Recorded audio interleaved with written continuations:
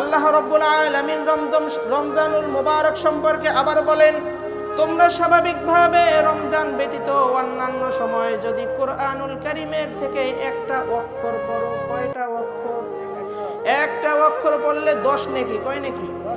কিন্তু রমজান মাসে পড়লে এটাকে 10 গুণ বৃদ্ধি করে 100 গুণ করা হয়। সুবহানাল্লাহ। বরকত বেশি না কম? আগের উম্মতদের থেকে আমাদেরকে আল্লাহ তাআলা যে দামি করতেছেন, এটা কৌশল আপনাদের কাছে কেমন লাগতেছে? ভালো, আলহামদুলিল্লাহ। স্বাভাবিকভাবে রমজান ব্যতীত অন্যান্য সময় যদি পড়ি আলিফ লাম মিম, পড়েন আলিফ লাম মিম, 30 নেকি। কত নেকি?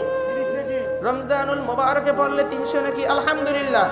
নবীজি সাল্লাল্লাহু আলাইহি সাল্লাম বলেছেন, কেউ যদি রমজান মাসে যদি একটি নফল পড়ে, কি পড়ে?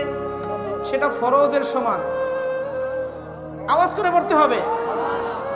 আর যদি কোনো ব্যক্তি একটি ফরজ পড়ে তাহলে 70টা ফরজের সমান। খুশি তো রমজানের উপর?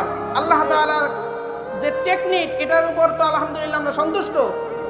আবার নবীজি সাল্লাল্লাহু আলাইহি সাল্লাম বলেন, তোমরা যদি রমজান মাসে নিয়মিত সাহরি এবং ইফতারির সময় দোয়া করতে পারো, মনের কামনা বাসনা সব আল্লাহ তাআলা কবুল করবেন। সুবহানাল্লাহ।